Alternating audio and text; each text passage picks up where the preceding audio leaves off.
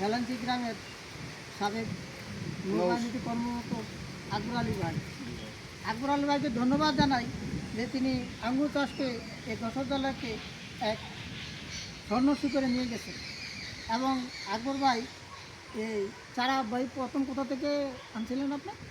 চারা নিয়ে আসছিলাম ঝিনেদা জেলা থেকে। দিনারের চাষ ছিলেন না? এবং আঙ্গুর চাষ করে ভাইও এখন চারা বিক্রি করেন। প্রতিটি চারা কত করে ভাই এখন?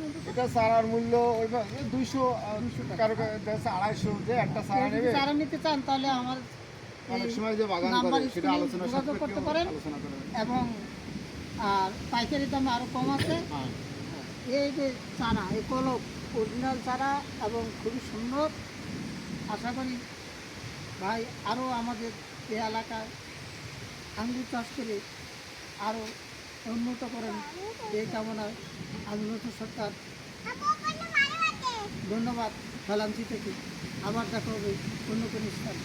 আচ্ছা।